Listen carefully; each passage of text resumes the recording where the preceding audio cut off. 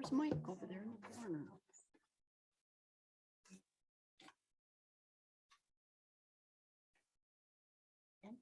Yeah, it needs to be, to be able to apply for the grant. Yes, yes, and looks like it's some pretty important stuff. Yeah, it's exciting. I mean, it's been really fabulous. I've been so thrilled with our city manager and our staff who have worked so hard to put in all these applications.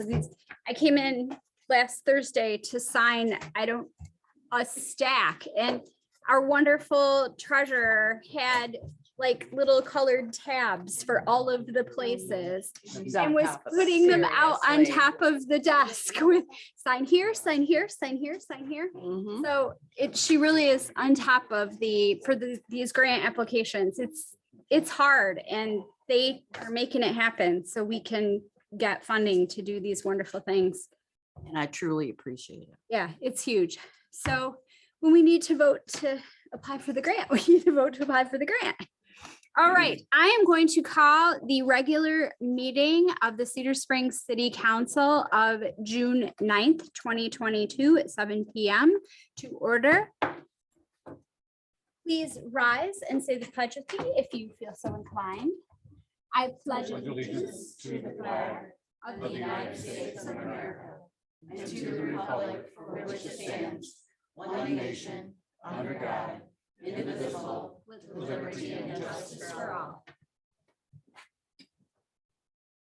I will call the roll. Ms. Atchison. Here. Mr. Gross. Here. Ms. Hamel. Present. Ms. Nixon. Here. Ms. Powell. Here. Ms. Race is not here and Mayor Conley is here at this time. I would seek a motion. I would entertain a motion to excuse Ms. Race. I'll make that motion. Is there a second? Second. All those in favor signify by saying aye. Aye. Ms. Race is excused. I hope she is well. Public comments. The council welcomes and encourages the public to speak during the public comment and public hearing portions of the agenda. However, council policy is to hear the public comment, not to act on the public comment at this time. Concerns brought before the council during the public comment portion of the agenda will be referred to the city manager for action. If after communicating with the city manager, no resolution is reached, the concern will be elevated to the mayor and then eventually to the council for action. Those citizens wishing to speak on agenda or non-agenda items will be allowed a maximum of 4 minutes each to address their concerns. This is the only time during the council meeting that citizens are allowed to address the council. If you would like a response, please state your name and address for the record. Is there anyone who would like to speak?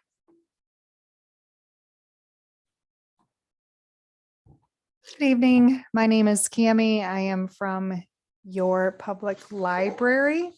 I would like to let you know of what took place last month at the library. For kiddos, we had 113 kids and 9 adults from CTA. For young fives, we had 28 kids come and hear about the summer reading program with 6 adults in attendance with them. The spring reading bingo had 51 participants. For teens, there were 5 participants in the spring bingo.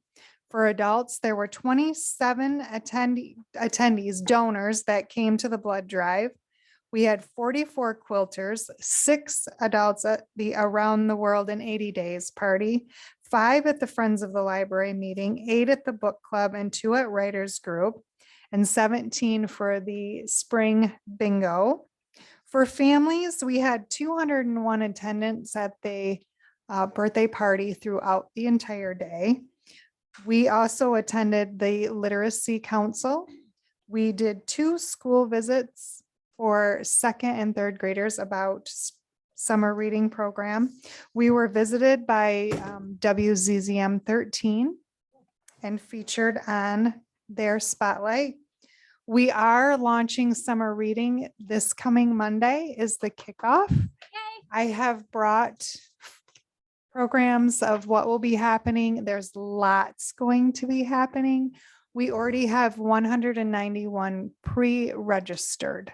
And what would you do to pre-register? To pre-register, you could visit our website you can look on our Facebook page and you can call the library and we will get you all ready to go. There is an app you are welcome to download, and it's on the flyer and it's also on the website, what app you can download and do everything right from your phone. So that's how. Wonderful. We're ready. So if anyone would like a program flyer, just let me know and I can leave them out for people to grab. And it's also available on the website.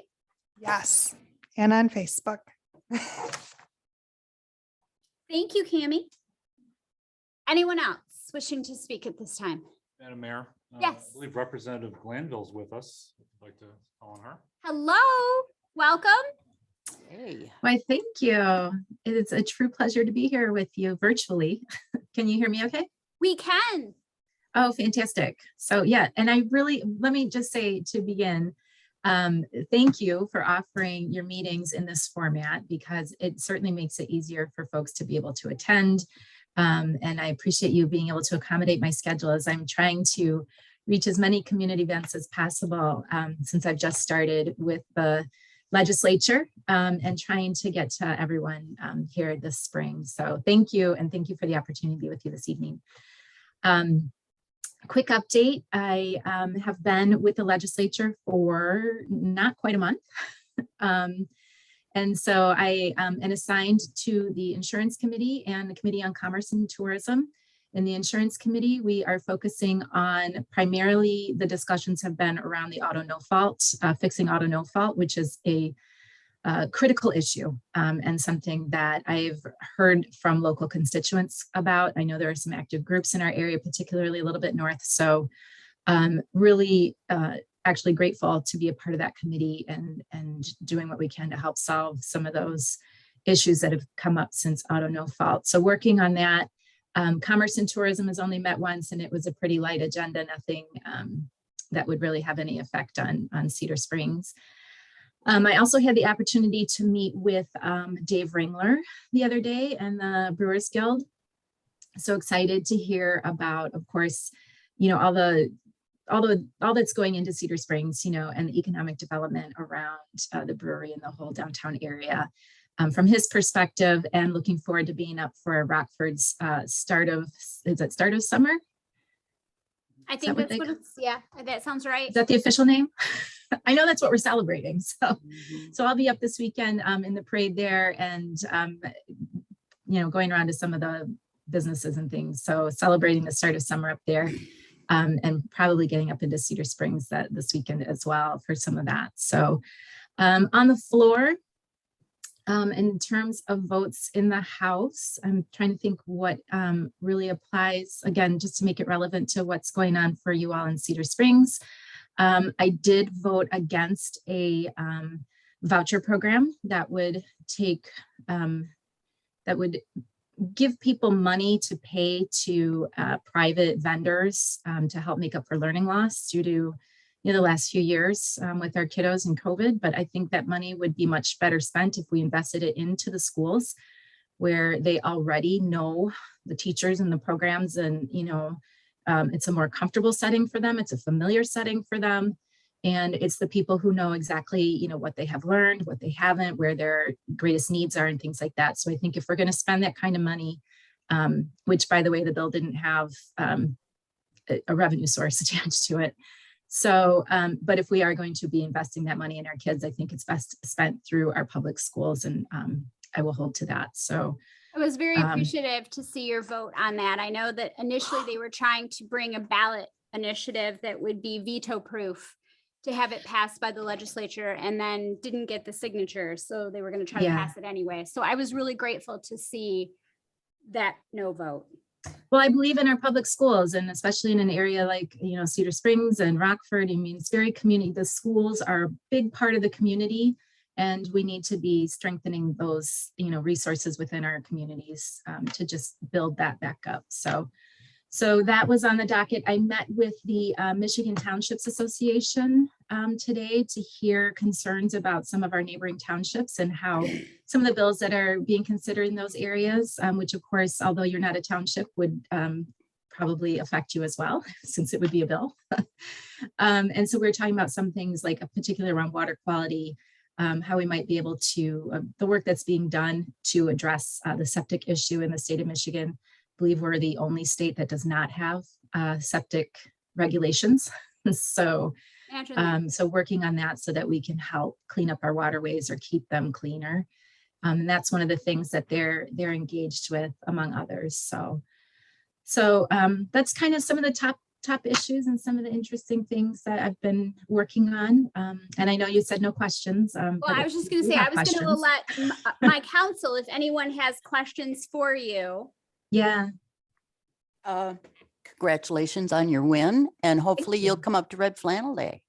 We'd love when it. is Red Flannel Day? I should know this, but The when is first week of October. First it? I'm weekend. gonna write that down. Weekend of so- October. okay, We have an actual October. date. I think it's the 2nd. The 2nd, yes. I don't have a calendar at hand, but Okay, And she will not be running to be our rep again because of redistricting, but you will be our person in October. I will be. And, you know, I grew up in the West Michigan area, so I have celebrated Red Flannel Days a time or two in the past. October 1st. yeah. Okay, October 1st. all right.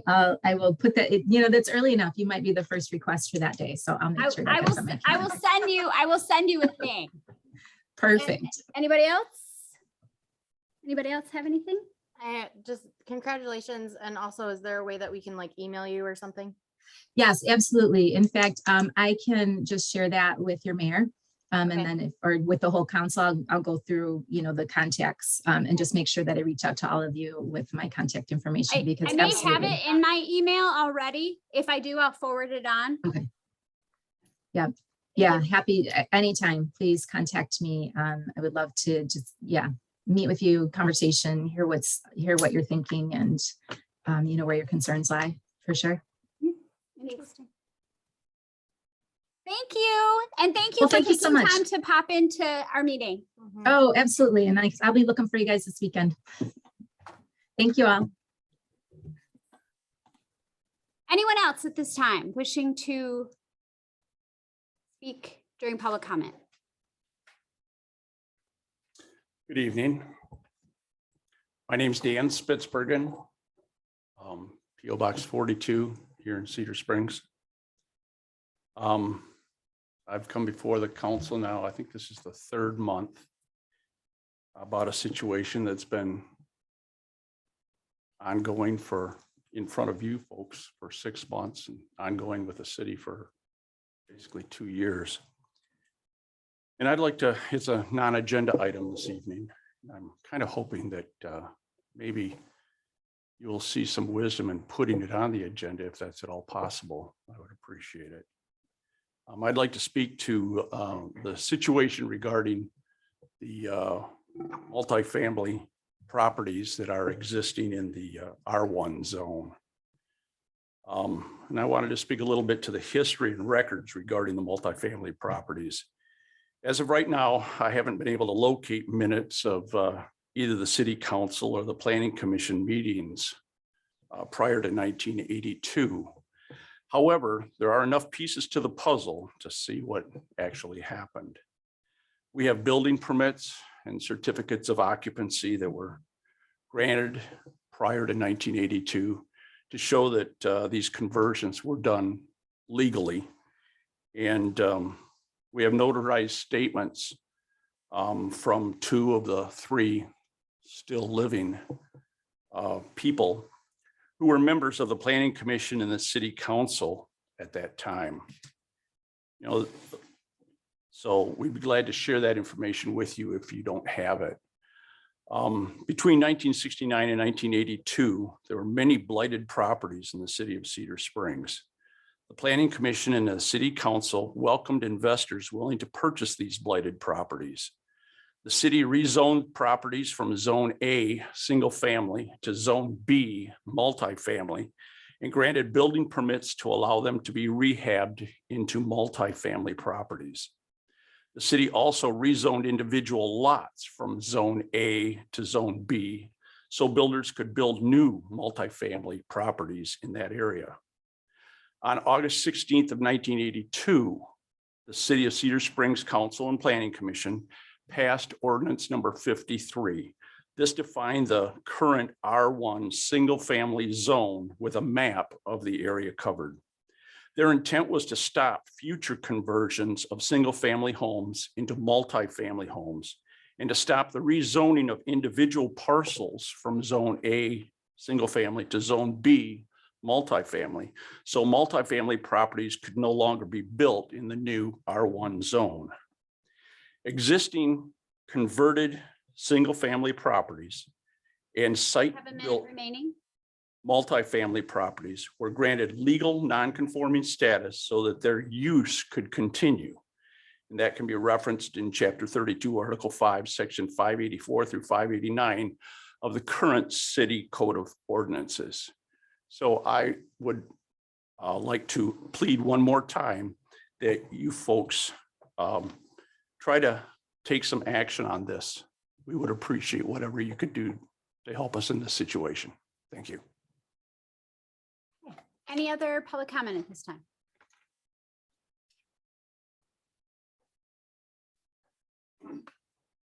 This is my husband, Tim Wolf, and I'm Sue Wolf, and we are City of Cedar Springs property owners. We ask that you consider allowing us 4 minutes per person, but it's not going to take the whole 8 minutes, I promise. So, You get 4 minutes per person. okay. Good evening. Having heard most of you talk about how you feel it's important that proper maintenance and safety for the residents living in non-owner occupied property, your importance on that. I'm hoping to provide you tonight with some facts and some data that will reassure you. I hope you are equally dedicated to the maintenance and safety of owner occupied properties, which surround the non-owner occupied properties. So first, the City of Cedar Springs is the only unit of government in our surrounding area that even has a mandated maintenance and safety inspection ordinance for non-owner occupied properties. I spoke with representatives from the cities of Rockford and Greenville, the villages of Sand Lake, Sparta, and Howard City. None of these surrounding cities or villages have a maintenance or safety inspection requirement. So we are very unique, and you are taking all the necessary steps to provide very safe, well-maintained, non-owner occupied property, the only municipality in our area. Number two, my husband, Tim, recently spoke with Mr. Gates, the Cedar Springs rental inspector from Imperial Municipal Services during one of our inspections. And Tim asked him, how many of the Cedar Springs rental inspections passed the first time? He paused and said, well, at least 85%. Wow, that's a far majority. And doesn't that speak volumes regarding the commitment of non-owner occupied properties?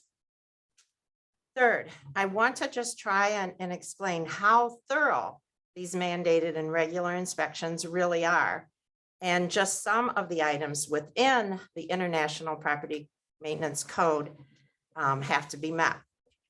And this they classify as just a summary, just a checklist, 8 pages, 8 typed pages, and that's just a summary. And some of those items include every exterior door must have a fully functioning deadbolt, fire alarms with lithium batteries on the inside and outside of every bedroom, the top and the bottom of every stairway, fire extinguishers hung in a visible area, carbon monoxide alarms. Every window must open and close and properly lock. And of course, no cracks in any of the glass. All receptacles must work with covers that are not cracked or chipped. GFI receptacles by any water source. All lights must have bulbs and be fully functioning with switches. No leaks or drips in any sinks, tubs, or shower faucets. Lawn areas must be clean and neat and free of debris. No chipping paint anywhere on the interior or exterior of the home or any outbuilding. No gaps in the heating pipe, in the heat piping. Any dark spots on the ceiling area are investigated for possible roof leaks. Wow, this is just 12 of the hundreds of items that are carefully inspected. These inspections are very in-depth, and property owners are held accountable for every detail of the home, verifying It is well-maintained and safe. I personally believe there would be several owner-occupied homes that could not pass this inspection, and I doubt that it'd be 85% could pass. However, you should feel reassured that your non-owner occupied properties are well-maintained and safe in the city of Cedar Springs. I would also like to submit that those who rent are involved with our community. That topic came up at the last meeting, so I just asked our residents, and I got a yes from the far majority. They stated being involved with their churches, youth and adult community organizations, their city employers, and our school system. I do believe they're involved. So please try to recognize the value of our Cedar Springs rental residents who choose to simply pay rent rather than a mortgage. They really are wonderful people and deserve more housing opportunities rather than less. And while I've heard reference to the city of Cedar Springs property owners as being slumlords and only trying to line their own pockets, I will submit to you that we, city property owners, are grateful to call ourselves Cedar Springs community members. We are very deeply concerned about the safety of our residents and the maintenance of our properties, as clearly documented in the inspections. We are committed to making our community a place where both those who pay rent and those who pay a mortgage are equally welcomed with respect and dignity. Also, please try to see those of us who own rental property in the city of Cedar Springs as being involved and committed to our community. We are law-abiding people. We are not sneaky, deceiving criminals. We are following the ordinances as written and simply trying to earn a living while at the same time provide a necessary service to our community through well-maintained, safe, and affordable housing. We are actually held to a much higher standard than owner-occupied properties through these inspections. We care about our neighbors and the community at large. We received your letter from your city attorney late this afternoon. I must say I was disappointed, as it appears you may be choosing the legal route. I truly believed you would simply acknowledge Ordinance 53 with the adoption unanimously done by our 1986 council members with full support of the Planning Commission, which clearly states that multifamily homes in R1 existing prior to adoption are legal non-conforming uses as is, and not required to comply with any newly adopted ordinances. I was also disappointed to read the city will be sending out violation notices. I continue to ask who is really benefiting from your actions. Why are you choosing to do this to community members? You have a minute? But the final vote rests with you tonight. You will make the decision, and hopefully the majority of you will choose not to follow and support the recommended course of action by your attorney. I anxiously await your vote. Thank you very much. May I ask a question, Ms. Wolf? Did the attorney that addressed us at the last meeting, was that person, were you also signed on with them? No, we had no contract whatsoever. She simply wrote that one letter with no So reference. you are not part of that. You're separate? Oh, no, I'm part of the group. Yes, ma'am. I'm sorry. I misunderstood. I'm So sorry. that is your attorney that's representing you. We do not have a signed agreement. We have not entered. So the into- attorney came here randomly without your request? Our request was to write a letter representing all the entities. There is no litigation filed. Either the attorney is contracted by you or they're not. We were under contract for that one letter. Am I correct? Yeah, for a letter. For one letter. No litigation. There is no litigation. We were under contract for that one letter, which was Okay. submitted to you. We are not under any other terms of engagement. Okay. Yes, ma'am. Thank you. Thank you for allowing us that clear. All right. Anyone else? You're fine. You take your time. I will not start your 4 minutes until you start to speak, and you take as long In case as. you haven't seen a miracle, you're looking at one because I am so- I am so glad that you are doing well. Awesome. So my name is Mark Laws. You guys all know me. I live at 54 South First Street, and I'm not a politician. you? I do. Welcome back. I never left. Oh, I thought you were living with your daughter in Detroit. Oh, no. I was dad napped when I came out of the hospital for about 6 months because she didn't want me to be here when the snow was on the I ground. can't imagine why. Yeah. Anyway, so I'm not a politician, but I am running for office now. But I feel myself as more of a politician like you guys. You're not really politicians. You're interested in your community. So this will be for the Kent County Commission. So, I guess it'd be nice if I'm the right way, right? Oh, But there's a group of about 15 of us that are just moms and dads, grandmas and grandpas, small business owners that are tired with the politics from both sides of the aisle because they're doing things that politicians do, and we want people that are going to make community-based decisions. So there's 21 districts now in the Kent County. And so you got an opportunity to vote for one of the 15. It's called KentContract.com. It's kind of a little contract that all 15 of us have signed saying, hey, we want to do things for the community. We don't want to do things for lobbyists or special interest or whatever. We need to keep it at home, and getting involved locally has always been a passion of mine. As some of you know, that I've been on different committees and whatnot. So You were on planning commission. for I a was while. on planning commission for a while, yeah. Anyway, and I know all these property owners. These are great community members. So I'm hoping that somehow you guys can get together to do something, because it just seems like we shouldn't be squabbling for 2 years. Dan, I can't believe that. That's crazy. So hopefully things can get situated and that can be taken care of. So, and I know you guys are all just trying to do your job too, but anyway, thank you. Thank you. I'm glad you're doing well. Thank you. Any other public comment?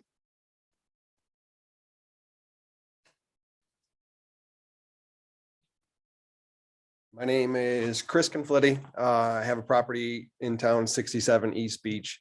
So I don't think there's too much more to be said that hasn't already been said. I think Dan and Sue were well spoken on the issue, and hopefully you know that there's the existing ordinance 53 is already on the books that should close this case and settle it for everybody. So hopeful that can take place. And then, yeah, from what I know, there's no active lawsuits have been filed either way. There's no litigation going on. So this ball is still in your court to make that decision. So we're hopeful that can be done. I just want to voice my support for the issue from the multifamily owners that are compliant with our inspections and things like that. So Chris Conflitti, please think about that. Thank you.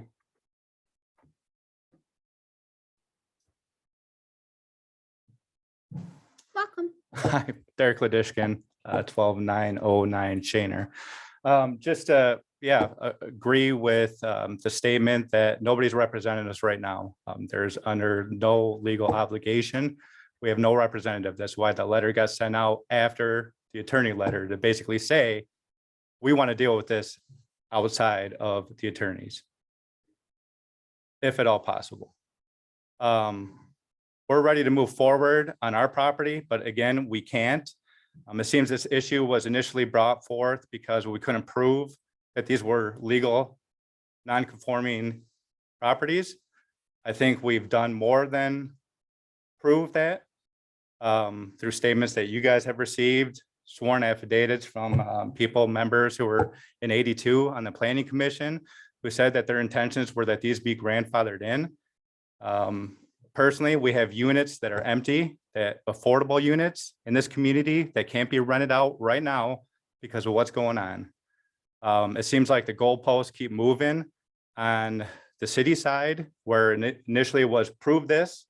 I feel that we have proved it. And now it's, well, now you got to meet these new code expectations where no other property multifamily units outside of the zone have to meet these issues of, a paved drive, green space between properties. The letter that the city manager stated in response to our attorney that he wants met. And it's just, that's just, at this point, some of it's not possible. Some of it's taken away from other improvements we want to make to the property. And a lot of it's just in limbo right now because there's just no action on the council. And we hope that we see action tonight. We hope we see positive action and that this can be resolved tonight. Thank you. Anyone else wishing to speak? May I add? 1 minute. Thank you for that. So I just also want to make known and be on record that my individual property at 67 East Beach, that was the fire damage home. I do want to repair that. I have had a permit application in with the fee paid to the city for quite a while now. And there's been no response. So I'm looking for that hopefully to be approved, but I'm looking for an approval or a denial, one way or the other, instead of just sitting in limbo. So I have a property that needs attention. I'm ready, willing, and able to take care of that property and rehab it. I just need the cooperation and the approval, and I'm happy to get that going. Thank you. Okay, anyone else wish to speak at this time? Okay. Mr. Manager, do you have anything to add on any of this? Or are we good? Okay, then at this time, I would seek a motion. We don't have any public hearings, correct? Okay, I would seek a motion to adopt the agenda. We need an addition of a action item, which would be item B. To pass I have two agendas here. To pass a resolution number 2022-16 to establish the request for funding to designate an agent to attest the existence of funds and commitment to implementing a maintenance program for resurfacing funded by the Transportation Economic Development Fund Category B program. So it's basically requesting, we have to put a person in charge to prove that we spend the money on the roads for the grants. I have the exact wording, but we need to put it as a action item. So we I would need like to, to make that motion. all right. as I don't think we need to do, we just need to say we're adding it because we haven't Well, adopted the right. agenda yet. So we need to add it to as an item B under action items. And then is there any other changes, Mr. Manager? Just for the clerk and I who are trying to sort out what just happened. Mr. Gross, were you making the motion to approve the agenda with that? Addition? With that addition, yes. Okay, Okay. Second. all those in favor signify by saying aye. Aye. Aye. All those opposed, we have a agenda. Oh, wait a minute. I wanted to add something to discussion. Oh, then sure. Okay. I want to have a discussion about the multifamily issue. I don't know just how to word it other than a So discussion. you want to add it as a discussion item on, let's go here to. So that would be 8C. 8C. Yes. The other, oh, we got to vote on that, or should I? Well, state I my just other one think you would need first? to say, you could ask the person who made the motion to Amend it. implement the agenda to amend it. Mhm. Would you make that? My motion was to add that on, okay? If she wants to make a motion to go with that, then we could take a vote on that also. Okay. I So have two items I'd like to add. Do we have well, to? you need to probably do them each. Okay, all At right. this point, because we've just approved the agenda. Okay. All right. To have a discussion about the multis. Okay, And- so is there a second for that? To add that to the agenda as a discussion Yes, item? I'll second it. Okay, and then all in favor signify by saying aye. Aye. All opposed say no.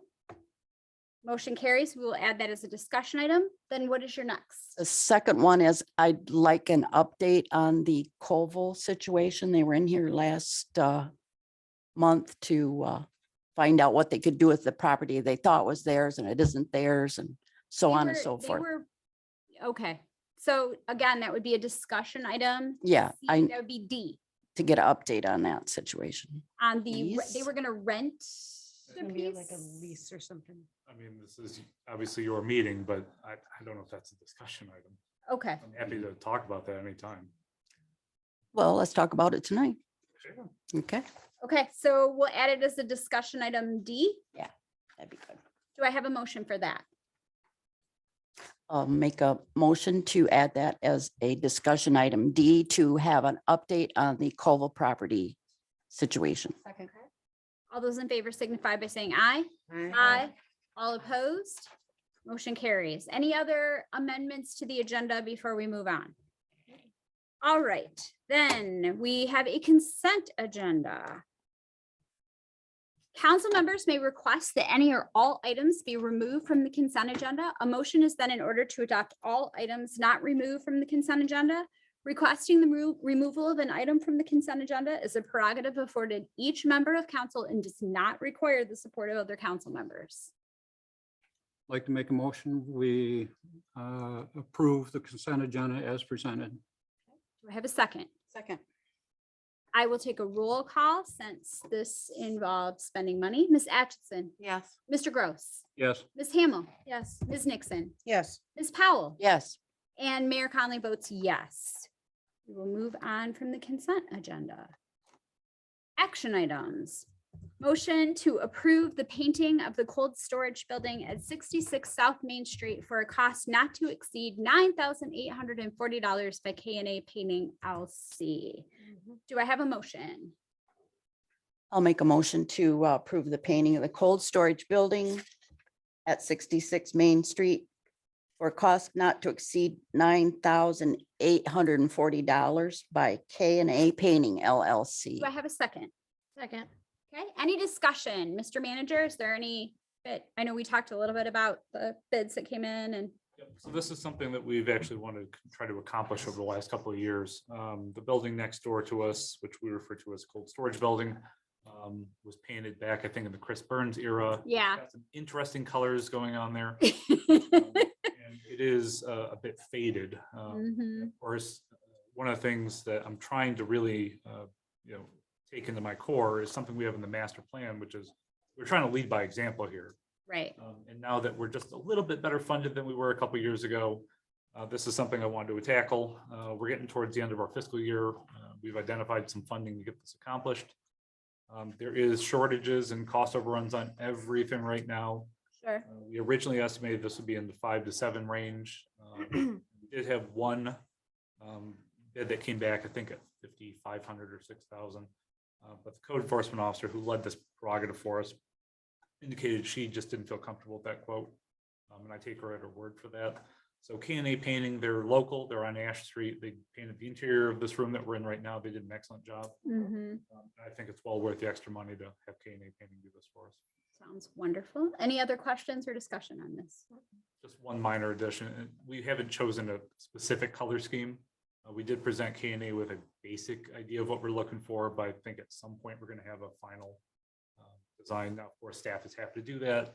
Sure. Council wants to have. a What, vote on it. can you tell us what we're headed for? I mean, the city's a red city, right? Yep, so we're gonna go for that kind of So brick. let's do pink. It's So we're gonna- kind of red. We're gonna do pink. Let's not. Let's not. So a very conservative color. I scheme, love pink. where red will be the majority color. Sure. But We've been doing that kind of brick red because it fades less, is my understanding from who I call Mayor Emeritus, who told me when we were trying to figure out the signs, the street signs, that the red can fade to pink. If you don't That's a get, win. if you don't get the brown tone in it. Yeah, the like the library and the fire station are not red, but they're Kind of a brick red. yeah, and it's kind of been a theme throughout that area. So I didn't know if council wanted to appoint somebody to oversee it or if you just trusted us to do it. However Do you have feelings? I mean, it's paint color. We trust you. You can appoint Mr. Gross to be the. I was overseer. gonna say, Mr. Gross, do you have some opinions about the? I have viewed the concept that city managers is talking about, and I like the looks of it. If that goes anywhere, I believe that they could fully make a determination that could look for, good for the community. Sure, sounds wonderful. Okay, so we are fine with them doing that. And then the motion is on the table. It's been seconded. And since it involves money, we'll do a roll call. And any other questions or discussions? I'm Ms. glad it's a local business Mhm. and they do great work. Yeah, and clearly they do a nice job. So Ms. Atchison, I'm fine with it. that's a yes. Mr. Gross, Yes. Ms. Hamel. Yes. Ms. Nixon, Yes. Ms. Powell. Yes. And Mayor Conley votes yes. Sorry. That's okay. That was a perfectly wonderful a perfect, wonderful affirmative. So I will take that. It was lovely. All right, moving on then to our second action item, which is a resolution to establish a request for funding to designate an agent to attest to the existence of funds and commit to implementing a maintenance program for resurfacing funded by the Transportation Economic Development Fund Category B program. We could have made that longer for you. And I'm sure you could have. Can you repeat that? I wasn't listening. I can. That resolution number is what? Is 2022-16. Okay. I would like to make a motion that we adopt that resolution Okay. as presented. Second. All right, any discussion? I didn't know if you wanted to give some clarification on what we're trying to do here with this grant. I can give a basic, this is something that Ms. Falcon and Mr. LaRose worked on. But my understanding is that we, obviously we have these road resurfacing programs kind of planned out years in advance. This grant program is available to us now, so we're trying to double up our money. Right. And the grant program basically says it will match funding to do this road resurfacing, right? Ms. Falcon, what's the? 50-50. Excellent. So it's a way of taking the money we were going to spend and doubling it. I'm obsessed with these grants. So are we. I love that. It's been a huge piece that the city, and it's one of the things, if you remember, those of us who spent 2.5 days in interviews, right? One of the things that we said to the city managers, we wanted someone who would seek grants. And he has done that in spades. I mean, I cannot tell you, I bet we tipped several $1 million in grants this year. Easy. And it's a lot of work, time consuming, brain draining work. I got a message on Monday or Tuesday of, could you please stop in after Thursday, but before Sunday to sign some things, but we won't have them until probably 2:00 on Thursday. And so absolutely. He said, I'll come in over the weekend if we need to.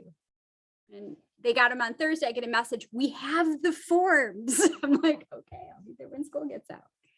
And hooray. Madam So, Mayor, yes, any we- other questions? Can we bring this to a vote? Yep. Yes. Any other questions? All right, then I guess it doesn't involve money.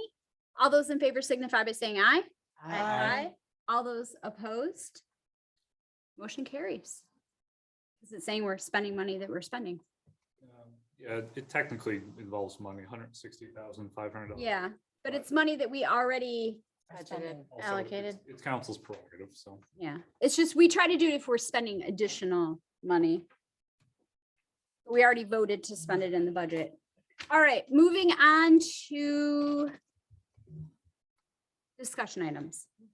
Discussion on White Creek Flats Brownfield TIF projections, updated eligible finance expenses. And I feel like I have talked about this until we don't have the folks here. I thought we would, no? The attorney, or is he? We have Mr. Bulkowski. Okay. I'm not sure if he'll want to speak to it, but he's observing at the very least. Okay, So for the public and as an update to the board, because Mayor Conley, you've obviously been part of these discussions. So we're in preliminary discussions with Mr. Bulkowski's organization to put in 165 apartments on a piece of property that is north of the Holiday Inn Hotel. It's going to require a significant amount of utility improvement and extensions. And what's occurring here is a request to develop those utilities through a brownfield. Brownfield has been used multiple times in this community to help do certain things, including with the Redbird Bistro and the brewery. And so they're requesting that the brownfield help pay for these utility extensions. This is obviously a huge kind of deal. We originally started out at $1.5 million, I think with a 12-year payback period at 100%. We're now at just a little over $1 million. It accomplishes more of what the city wants to see done. And we're doing a little bit of a pass-through. I think it's 15% pass-through, so it's 85% payback on the brownfield. Unfortunately, that does extend the anticipated payback to, I think, 16 years is listed in there.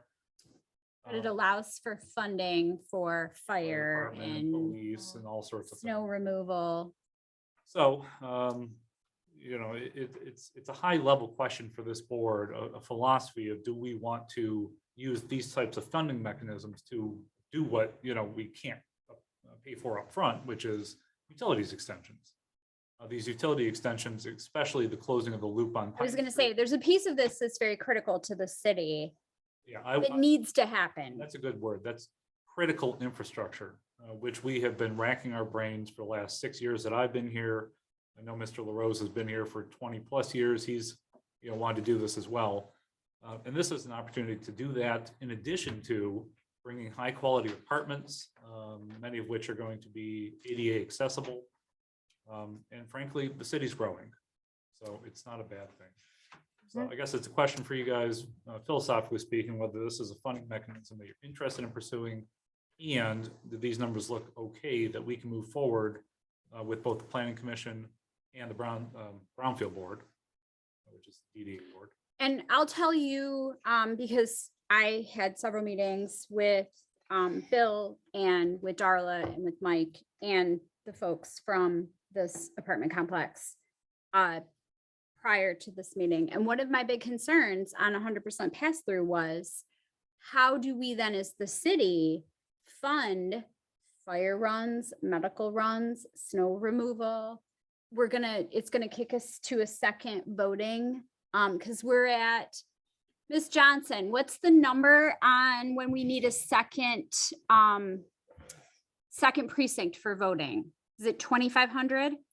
2,999, Okay, and we are at, about 2,500. so we're 400 away.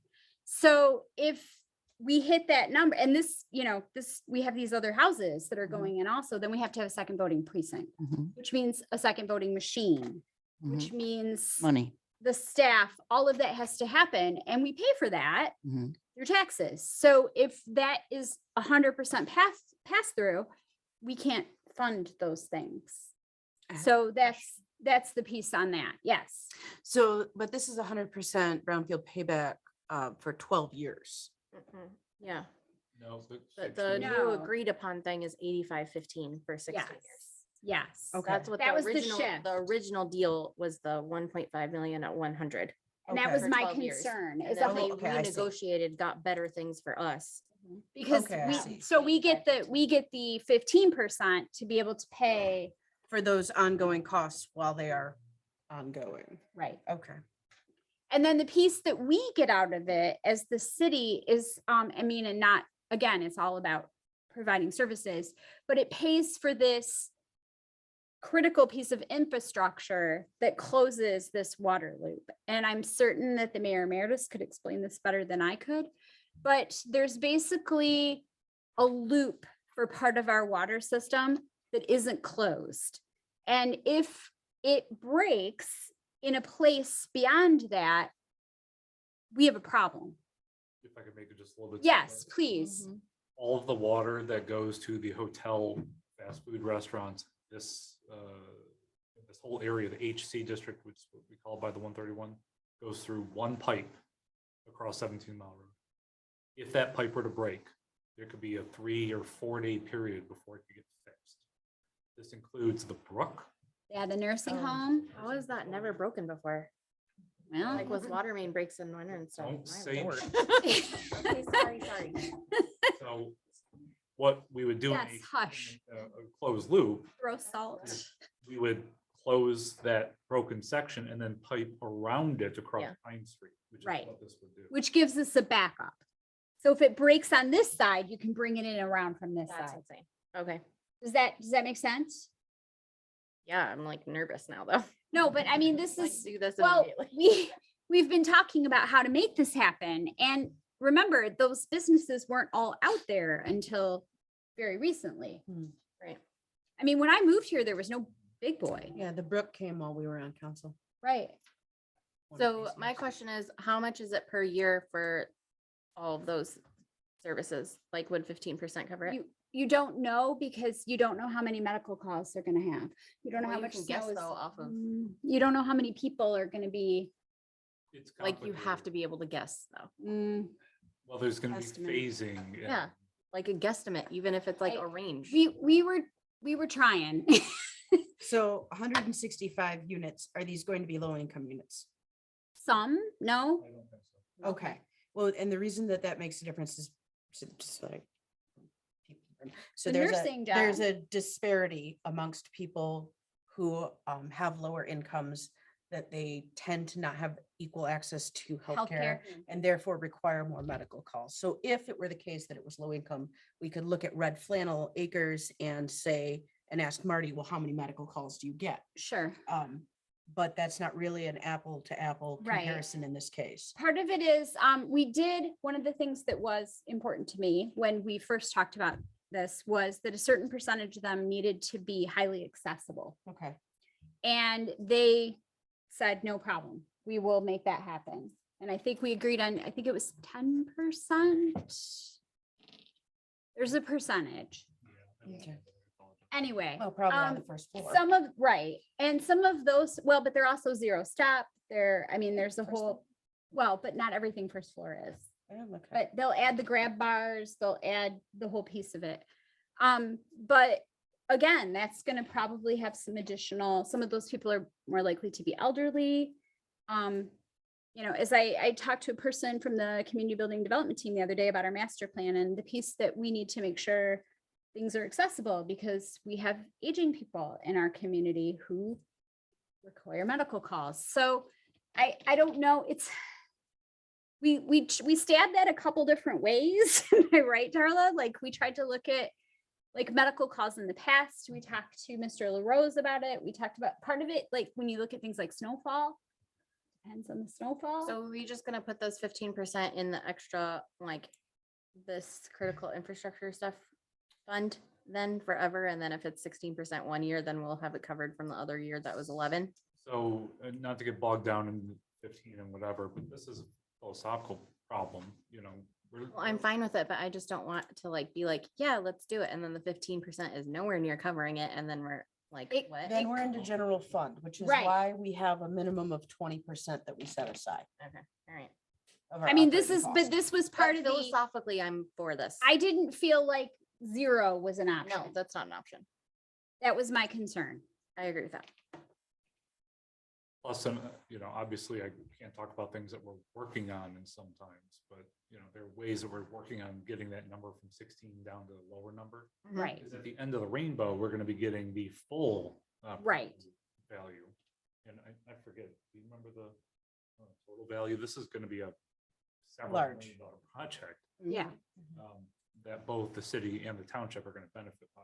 And it's, of course, we want our community to be able to grow. These are more people No. that will be buying things in our stores, that will be eating in our restaurants, that will be, but it's also more people using the parks, and the school will have to have a piece of that because there will be that many more students in the school.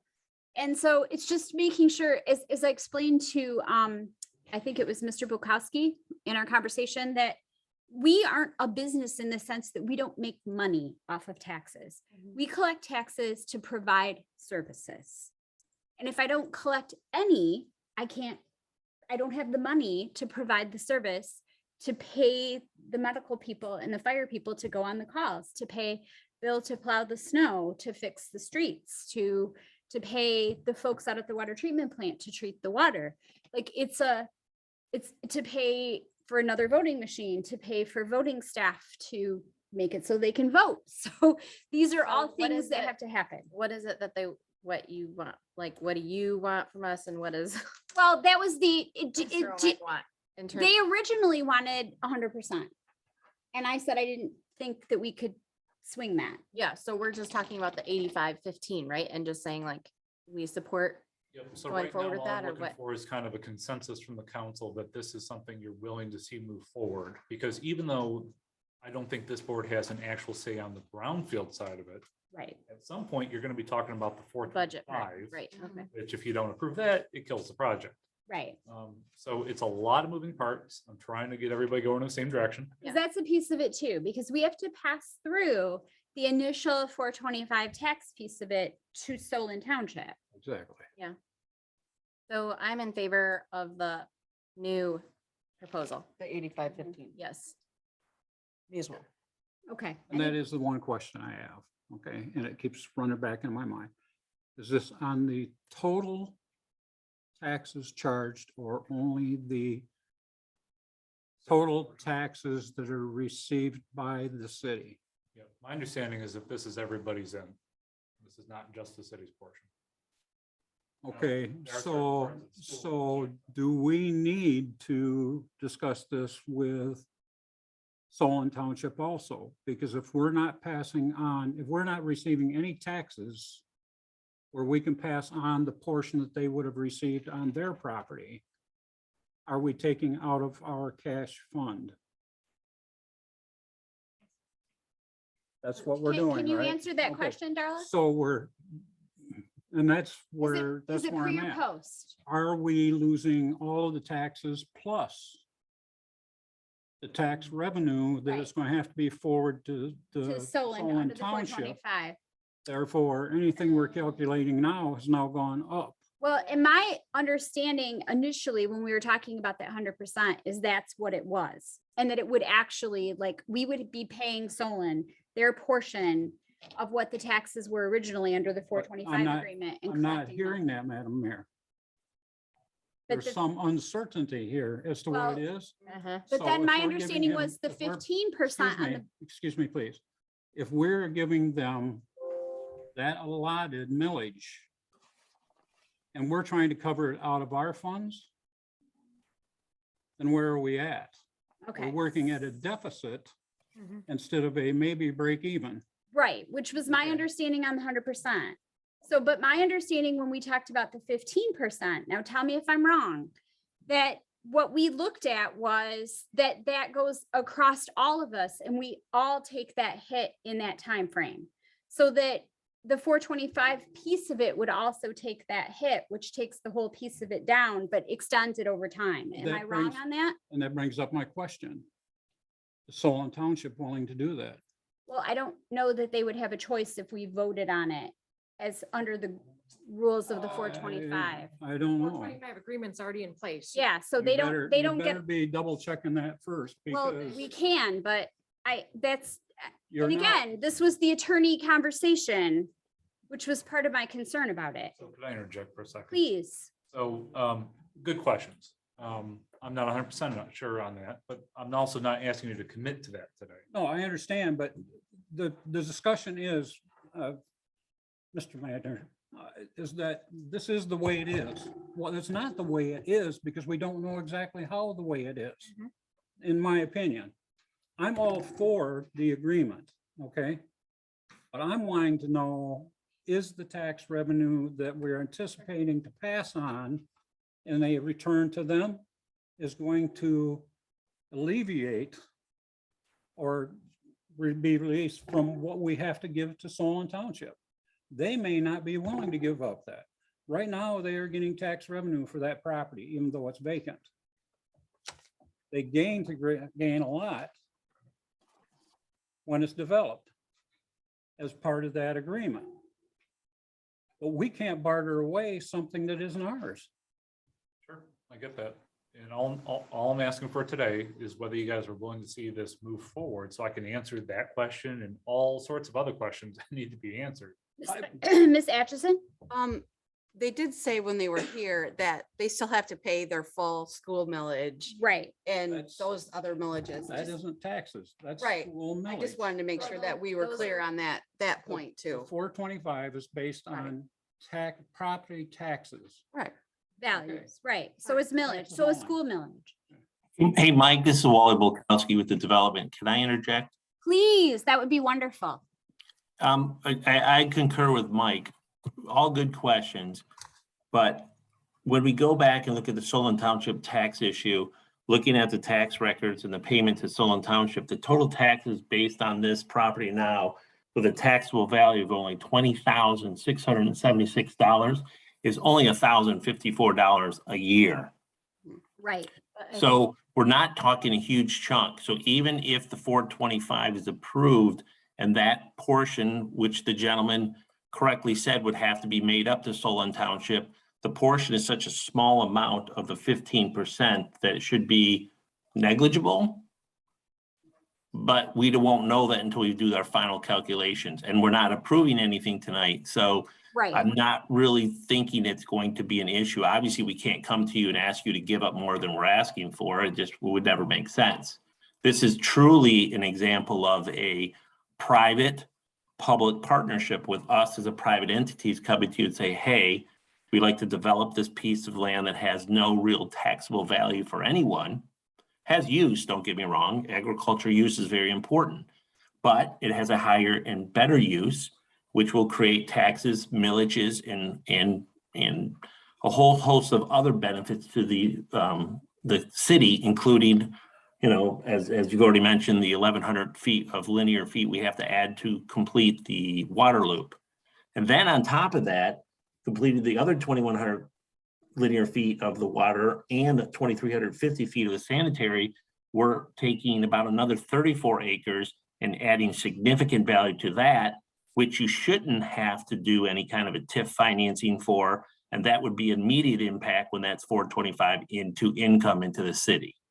So the benefits will be reaped much more quick than a 16-year payoff. But all the questions I understand, we do this all the time, so it may be too familiar to me to not understand all the questions. But the questions, I get it if you're looking at this for the first time. I have a couple questions, one for you, Mr. Polkowski, and then one for Darla. So on the 425, that's a set, is that 10 years? What's the time frame on the 425? Do we know? Is it? It's is it? it's 99 years and can be extended to the best of my recollection. Oh, okay. For some Correct. reason, I was thinking it was a shorter time frame, but I guess I thought it was also a larger pass through on the Wait. payback. If it was beneficial to us, at the end of the 99 years, it was likely that all of that property would just come into the city. Okay, If it's going to be beneficial to the township, they would vote to extend because they're getting tax monies on something they have no responsibility for, sure. which would be smart on their part. Mhm. So Just trying to clarify the, that was, the 425 was before me. That was like Linda Hunt and those folks. And so I should probably go back over those specifics of that contract, but everybody probably should read it. yeah, it's been a while since I've read it, but yeah. Ms. Nixon. So I just to sum it up, it sounds like council is generally in favor of 8515 I agree. with the caveat that we cannot pay out money at the end of the day to make this happen. We can't be negative funds. So if we can make that happen within reason, because we can't account Sure. for medical calls or whatever, but we just don't want to pay Solon more than we are getting at the end of the day. Do I understand everyone correctly? Yes. So I think that's the direction. We And should at least- philosophically, do you all also agree that we need to collect some piece of the taxes to yes. provide services? Yes. Even if we can't come up with an exact number and we have to float. I'm not something? against the agreement. Right. I just want to make sure, and granted, right now, there may be only $1,000+ they're getting. Once it begins to develop, the value of the property goes up, their taxes goes up because the property has gone up. So therefore, you know, there's additional there and they're there to benefit on it also. are they willing to give up 1,000 plus if we ask them to for X number of years? I don't know. And if it hasn't been discussed with them, and that's what I'm saying, do we need to talk to them?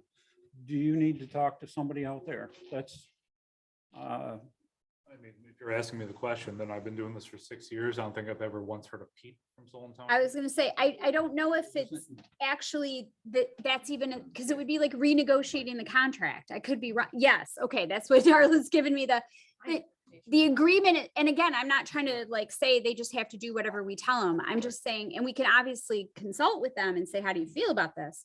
But we have a contract. And the contract is what the contract is. most anything that's coming in the past hasn't been to this magnitude, nor the expense of expanding the water system and stuff out there, which is benefit to the township. So will they agree? I don't know. Should we deny it if they won't? I don't think so. But I agree. So with non-binding Mayor the Pro consultation? Tem. I just want to see us passing money off to assist somebody else getting rich. Sure. So, okay, My concern was covering services. right. So Good job, Pam. I think we're for it. This is my personal, and that's my take also, but So moving forward from here, you know, the developer has an attorney. He's good at his job. Right. Yes. With the numbers. And I was going to call him immediately on Monday morning to talk about what you guys have to say. And that'll be question number one right there about thank you. how do we deal with that issue? But I wanted to make sure that you guys were at least generally in favor of moving forward before I started doing stuff like that, because this is gonna take a lot of my time as well. And then just to follow up also, and Lisa, you were at Planning Commission. They came to Planning Commission Tuesday night. Correct. So I don't know if you have anything. They Um, look wonderful is my Yeah, understanding. yeah, we've got site plans and everything's looking good and they're trying to, they've answered everything that the planning commission asked for mostly. So it looks like they're willing to work with you, so. They're with not, us. they're a high quality product. They're, And it looks like they've got a lot of amenities for their renters too. we had a piece about the road. Did we? That was part of the reduction from 1.5 to 1 million. It's just the city's interpretation that Cherry Street will not be going all the way through anytime soon. There's some intervening issues, there's some finance issues, there's a bridge issue, all sorts of issues. So we decided not to require that be a public road, which significantly reduces the specifications, which reduces the costs. Now it does maintain the easement, so it can still be a public road in the future, but it will currently be a private road, correct? Working on the easement issue as well. Hey, Mike, Yes, Mr. Rukowski? just to interject, we said that we would entertain the easement, so we would obviously leave that open for future expansion. So we're not at all going to make it just a private road and you know, lock it off forever. We understand the long-term growth would to be bring Cherry Street all the way through.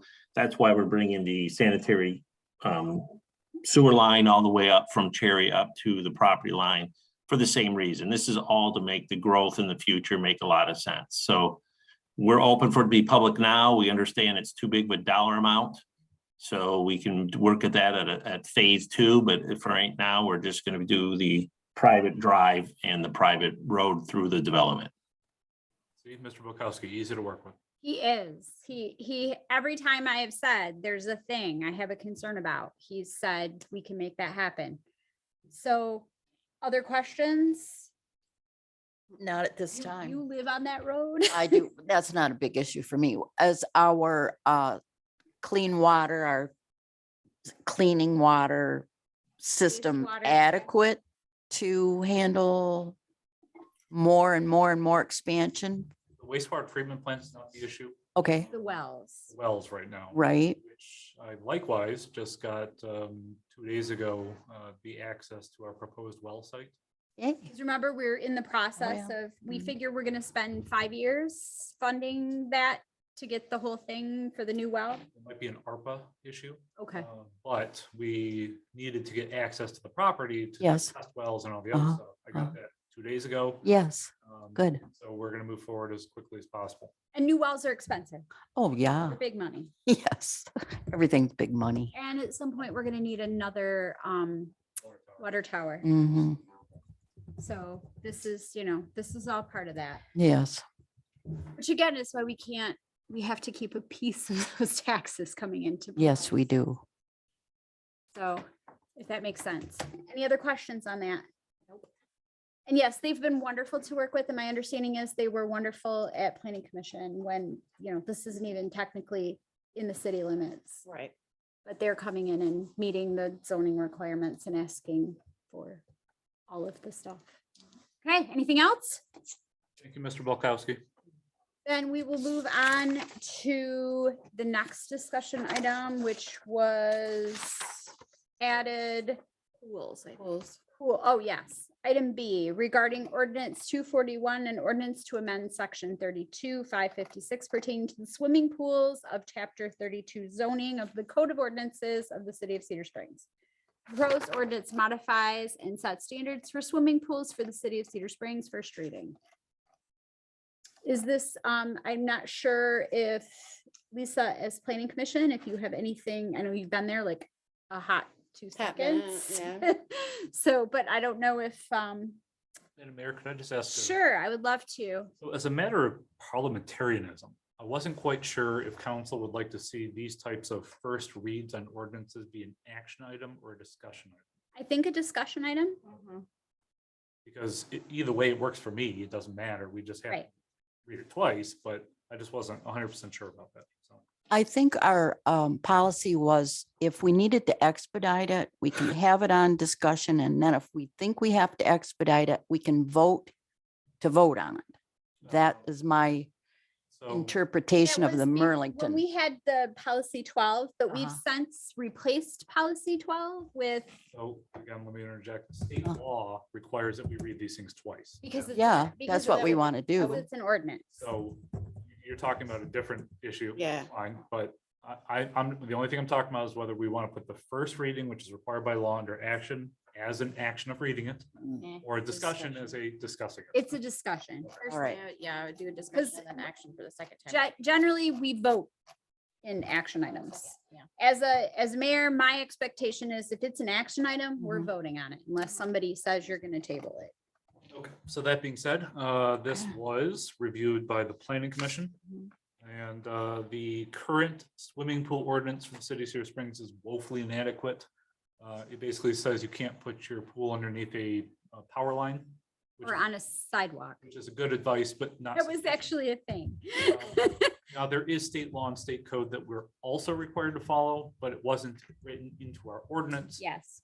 This step is mostly being taken care of so that we can better disseminate the information to the public through our local ordinance. The active nuisances and What- fences. One question on that. Does the ordinance have to state the particulars on the fencing and so on and so forth if you're going by the Michigan Building Code? Because there are codes that refer to swimming pools and so forth. And I'm assuming, because I've never checked it, but I'm sure we're part of the BOCA. Okay. So you're right. Basically, what we're doing is we're taking both the construction code and the Michigan Pool and Spa Code, I think it is. Yeah. And we're incorporating the basics of that into our ordinance. The fence is part of that. I'm not 100% sure. There's an interplay between both fencing and the side wall height.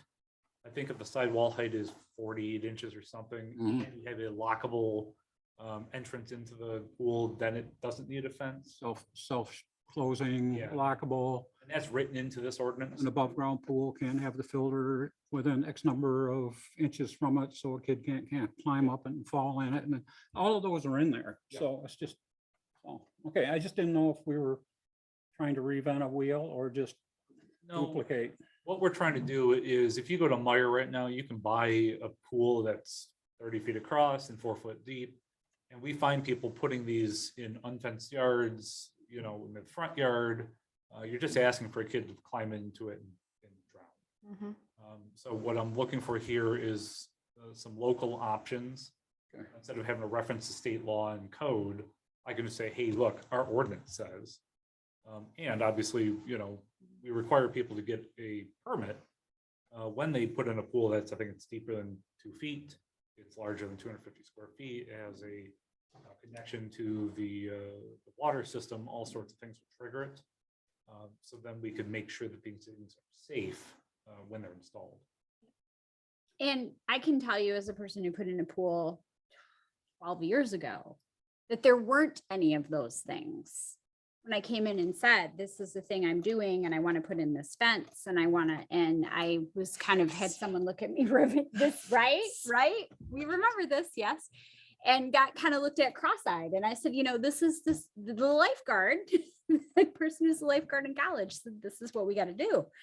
And I think there's also a piece of it of enforcement to kind of speak to Mr. Gross's question on this.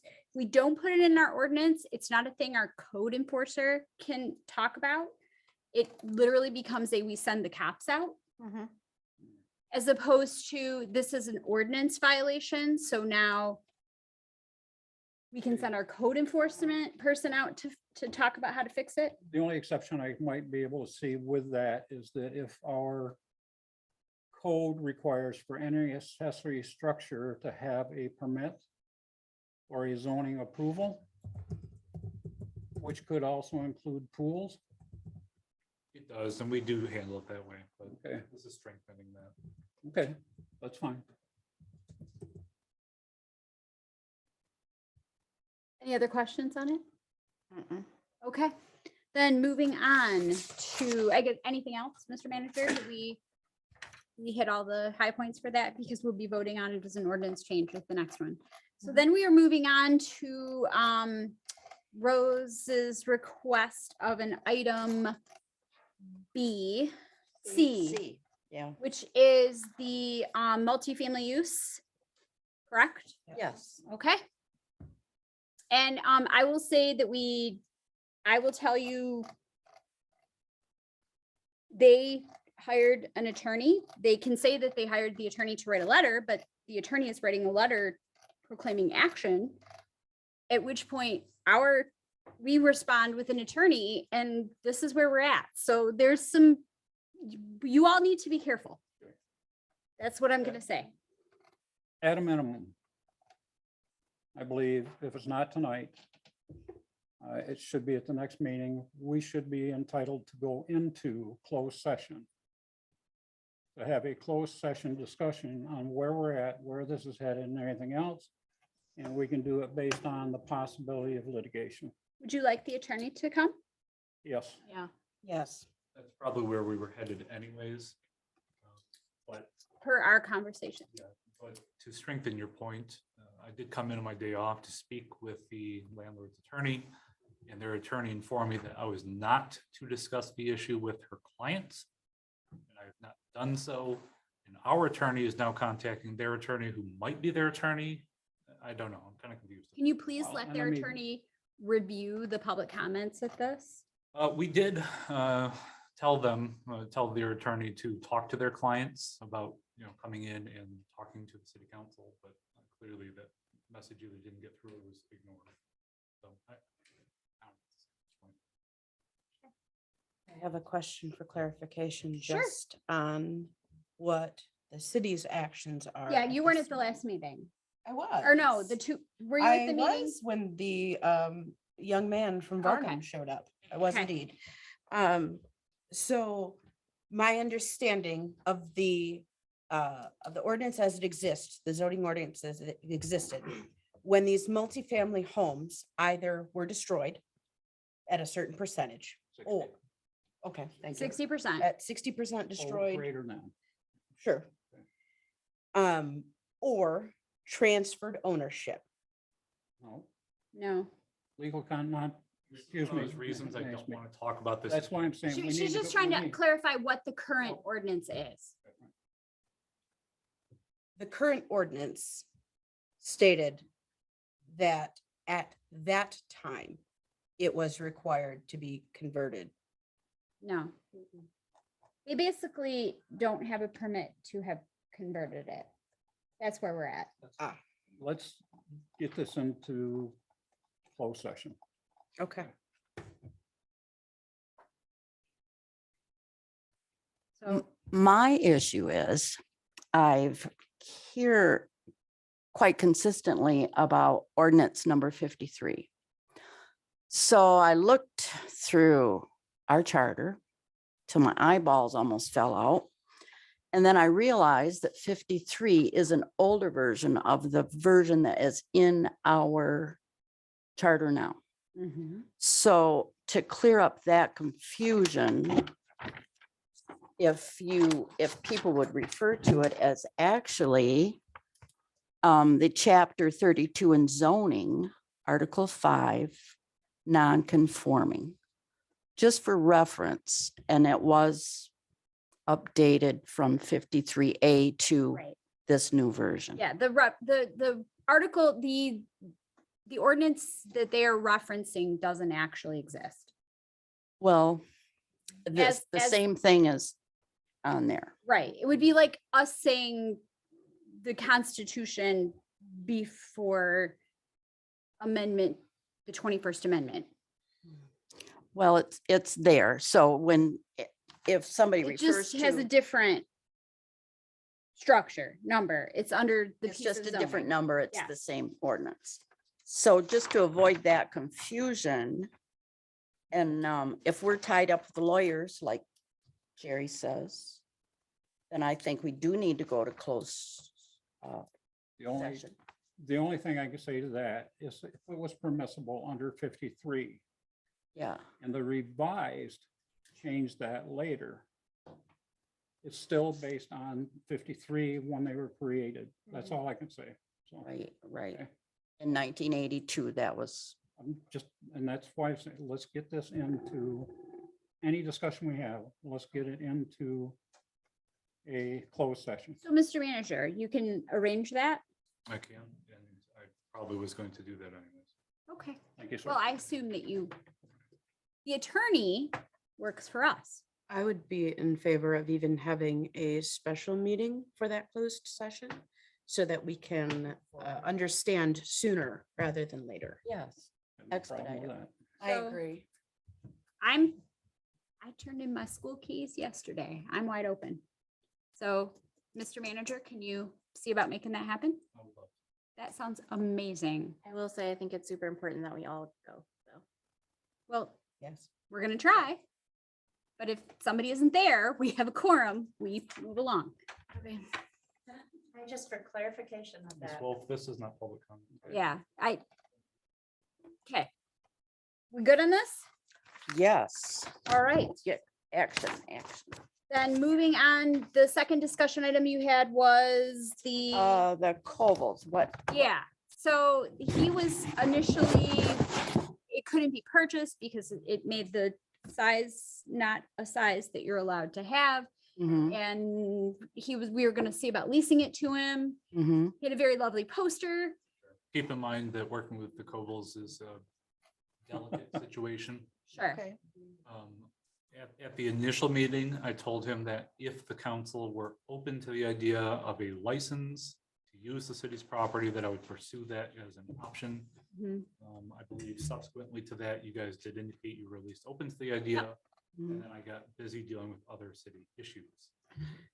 We were also waiting for the Covels to remove all of their detritus and vehicles and deer hunting blind and all sorts of stuff off of the city's property as a precondition to offering a license. to And that use. hasn't happened yet?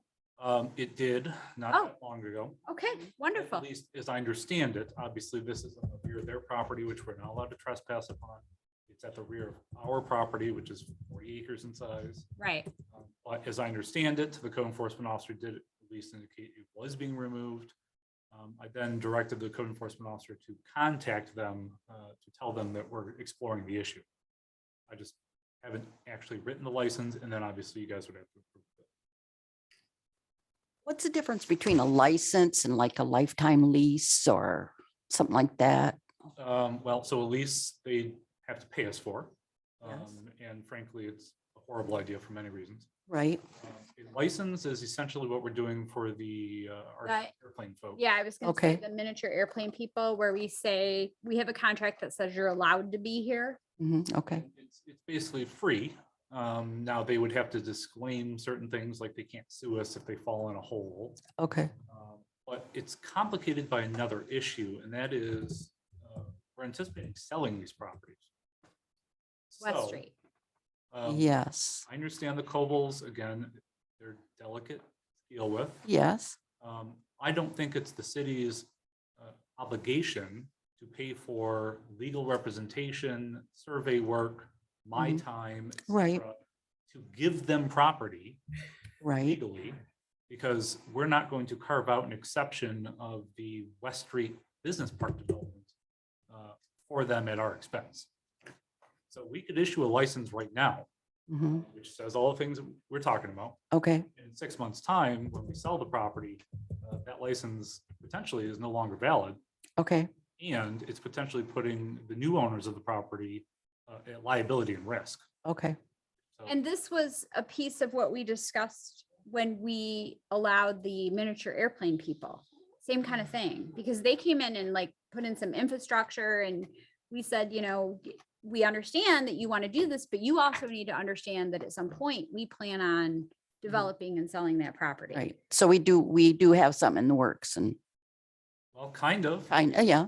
I spent a lot of time on this. Right. Right. We offered to sell them a portion of the property, but they would have to pay for the survey work. They'd have to pay for the Yes. attorney, all these things. Yes. They didn't feel that they could do that. Okay. But or we're willing. Okay. All right. So sometimes it's difficult to deal with people if they have unrealistic expectations. Okay. Well, you just said sell them the property, but you didn't mean sell them the No, property. I No, did. we offered to actually sell them that piece. Okay. So They didn't again, want to pay. They didn't want to pay for it. well, and there's a difficulty because they want X number of feet, but X number of feet would be the 4-to-1 ratio and all sorts of other. Yeah, that was right. So we it's were still in the trying- process. I'm working on it. yeah. Okay. Thank you. That's all I wanted to Yeah, I know. think we've got an amicable resolution. Sure. Okay. Yeah. Well, everything takes time. Does that answer your question? Yeah, I'm glad to hear that. Okay. Any other on that? No. Then we are moving on to communications. Community event calendar, lots of great things happening. Any thoughts, questions? Summer reading program, very excited. Yeah, I'm excited about the library stuff. My son went there on a field trip and he was like beyond excited about all the stuff. So Unfortunately, the family fun night got canceled yesterday. Because of the rain. Rain. So I believe they're rescheduling for next Wednesday at the second concert. Okay, I guess I the did, first concert. that was my question is, were we gonna just push everything back or were we going to bump them into our open spot at the end? So the family fun night, as I anticipate, because this is a third party doing it, will be next week. Now, the musical group, which Flatland Grip, I think it was. Yeah, I um, have the, Under the contract, we have the option to mutually agree upon a later date. And so again, I'm working with another person to do that. So I anticipate that they will come back at the end of the series, which would be August 20-something. So they bookend the end. okay, Now let's just hope that we don't have to do that anymore. Otherwise, we're going to be having concerts. in so great weather, everyone, although not that that's a deal breaker, right? Well- We're a hardy lot. Yeah, and we've held concerts where it was raining or rained before, but with the There it is. family fun night being canceled, I felt it was the appropriate course of action. This is the, Yep. so yeah, We've been trying to post those all over town. They're and our on page. Facebook and they've been, yeah, it's been very well advertised. I think it's fabulous. We continue to work with Jordan White, the Patriot Motor Show guy. Again, he's just a little difficult to work with. He's not getting everything done in the time that we'd like to have things done. Yeah, I think it kind of exploded into a bigger event than he was expecting. We actually reduced the side of the event. No, but he was initially didn't think it was going to be quite as big as So it is. we're still hoping it's going to go through, no problems. It's fairly simple. Right. The road's already closed. So yes, we're moving forward on that. Comedies at the Kent Movie Series. Yep, I Uh, saw those I posted. did not hear from Mr. Hopkins how well the first movie did. Did I- It was quite well attended. I would say there was probably about 100 people there. Oh, that's awesome. Yeah, Perfect for date night, people. yeah, it was a good thing. With I their mean, kids. It Yeah. probably helped that it was Beetlejuice, a classic. comedy. Yeah, and I'd say, I I've think never the kids seen were that. all very well behaved and Nice. it was a good time. That's a great thing from the DDA. I guess we'll see if that continues into the future. And Red Flannel dropped off their initial application. Just barely had enough time to talk about it with staff. But, you know, over the last 5 or 6 years, we've had a good working relationship with Red Flannel. Last year, I thought went very well. I anticipate it'll be very similar to that, but obviously little things here and there we can work on to make it better. Tweak some things. Plus, unfortunately, the bridge might still be closed at that time, so, We've been struggling to get that all done. and not our fault. Right. Road, water and sewer issues go through Eagle. Eagle's Yep. always fun to work with. And then at the last second, we discovered a fiber optic cable through AT&T, Hmm. which is the most recent cause of the delay. But there's a giant hole in the ground now, So, progress. so you can't drive over as hard as you might try. And then you'll see the regional sub-grant application there. That was for the 17 North Main property. Yep. I think we've got a decent chance of getting that. And I'm looking forward to it. And we tentatively have a process to remove the fire station, Tentatively, yes. which has been the old fire station. Please don't think. Not the we're- new first. Not the brand new beautiful fire station, the old Horrible, fire yeah. station. We, and the community building development team is providing the funding to make that happen. Yes, and they're gonna kind of do a little bit of landscaping, nothing elaborate, put some grass in and we'll wait for the Yeah, best. but just in a nutshell, that's been the piece of moving that forward. I had a lot of community people asking me about when are you gonna get that down? That'll be nice. So we are moving forward on that. It should be, I think July-ish is what we're looking at. Yep, sometime in July. So it's on the docket. So anything else then with the community communications, community events calendar? And then I guess we would move on to we've talked about regional subgrant applications, city manager report. Oh, yeah. So I bought this flag. It's fabulous. You know, I thought we could use a little extra color in this room. Never actually owned a pride flag, I need to get one too. but unfortunately, that's not what I want Pins to and- talk about, if you'll allow me. So 16 days ago, in Texas, we had 21 children murdered Yes, we did. in elementary school, including 18 people injured. 3,464 days ago, there were people murdered at Sandy Hook Elementary. 8,451 days ago, people were murdered at Columbine. Oxford was this fall. Just so you don't think I'm talking about schools only, 1,712 days ago, people were murdered at Las Vegas during a concert. And 2,188 days ago, people were murdered at the Pulse nightclub. We have a problem in this country. We can't solve it locally. But I encourage those people, including Ms. Glanville and the representatives at our federal government, to do something, any damn thing, to resolve the issue of people murdering each other with guns in this country. Thank you. As a teacher that has spent 2 entire days of my life training with a company that my school employer paid tens of thousands of dollars to bring in, that are former Secret Service people, on how to run, hide, fight, on how to get a student in a wheelchair out a window, in how to secure locks on doors, on what an all clear should look like, on what bullet resistant glass will and won't do. We need to do something. It's not, I had a 25-minute conversation with someone about doors. I have a triple deadbolt lock on my door, and the Secret Service person who did my training said no one has ever went through a locked door. And that would include the current shooting. It's not about the doors. It's not about turning all the lights off. It's not about can we keep people quiet. It's not about backpacks. It's not about bulletproof gear. It's not about bulletproof windows or I swipe in. It is about guns. Sure, it's about whose finger is on that gun and who gets access to that It's gun. not the gun, it's the carrier.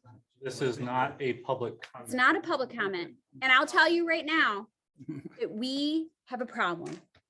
No other country has the gun deaths that we have.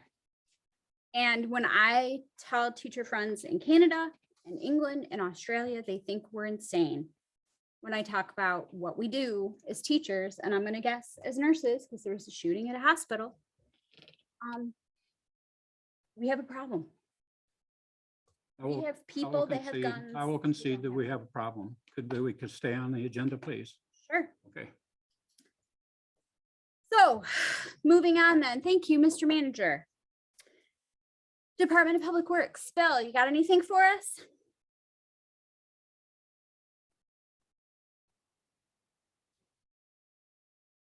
Mr. LaRose, do you have any comment for us? Cemetery looks nice. Yeah, I drove through there today. Can you hear me now? Yes, we can. The cemetery looks nice. Thank you. Mike mentioned the bridge project's going to be delayed due to an AT&T fiber optic that we weren't aware that ran through it. We've got, Imagine that. yep, we've got 2 summer help that came back that were with us last year that are Ah. doing a great job, and Yay. we hope to get them back again next year. Also, I want to mention Tanya passed a water license and she's working her way towards growing in the city. So Oh, that's all I wonderful. have to tell. That's all I have. If anybody has any questions. Please tell her thank you and congratulations. And maybe I'm sorry, I don't know. So, but that's wonderful.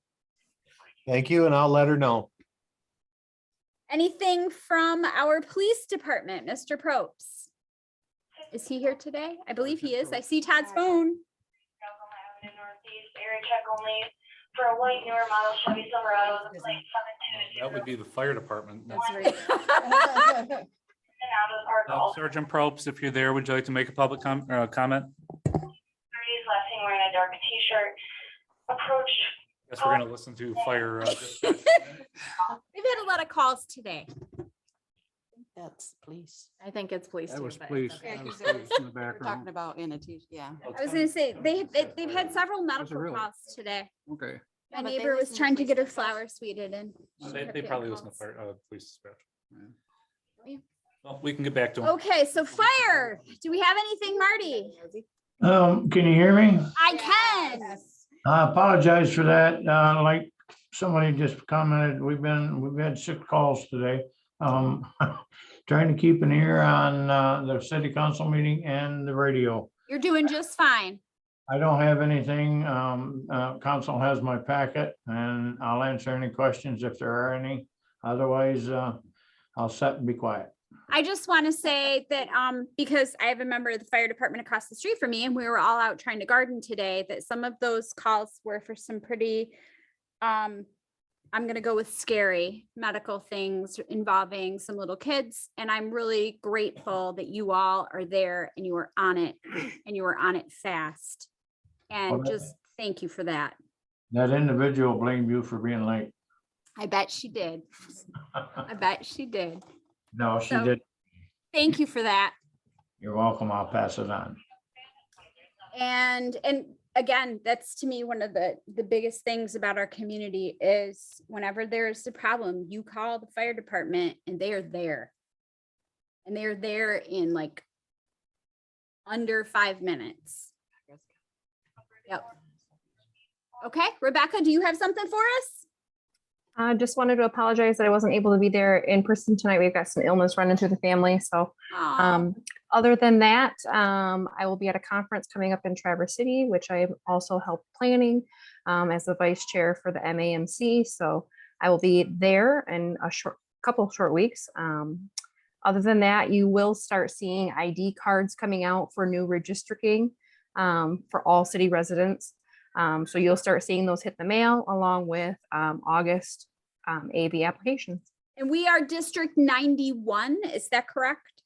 I don't have it right off the top of my head, but all of them have changed Yeah, with the I exception, I believe- believe, of Kent counties. We commissioners. changed a lot because Yeah. we're at the far edge. I believe it's 91, but I might be wrong. I will double check on that, but we are Mhm. now going to be in a district that goes into Montcalm County. It's going to be north and less south. Well, I didn't draw the lines. I'm Okay. just telling you. Wow. So I didn't pick. I'm not on the committee. And we'll get that clarified, but that is a thing that we need to make sure our citizens know, which is why like Ms. Glanville is no longer going to be our rep in November because Walker is no longer going to be in the same district we are. Right. Yeah, so everybody will get notice in the mail. Those little ID cards will go out It's to the public. It's and- available online to look at the map. I looked at it, but I thought we stayed in the same. It must be just very teeny tiny close. No? Because we're currently 74. We were 73, we're 74, correct? And we're going to be like 91. 91, yeah, I think, yeah. It's So the not- it's not numbers even close. aren't really particularly relevant, I don't think, but the maps did change and shift based on the redistricting. The boundaries, yeah. Yeah, yep. So ours is quite a bit different. And thank you, Madam Clerk. You're awesome. And I hope whoever has the sickies in your house feels better. Thank you. So, We miss you. and thank you for zooming in, even with sick people.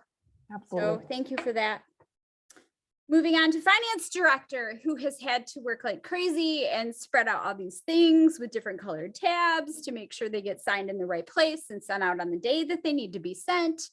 And she has been just and asking all of our questions. She has been at all of the meetings that I have had with the manager and the folks from the apartment complex. She has been, Darla, I have a question. And she is right on it. Just saying, she is phenomenal. So anything for Darla? Anything you need to tell us or any questions for her? Just thank you, Darla. Anything you want us to know, look at on the horizon? Okay. Then moving on to the code enforcement. I feel like we've covered most of that with the, She puts together a pretty good report. yeah. We got lucky with her. Yep. Because we rotated code enforcement officers there for 16 years in mental health. funny how that works, right? And I don't want to call it loaning out, but she did such a good job that Sparta decided they needed some help too. That's wonderful.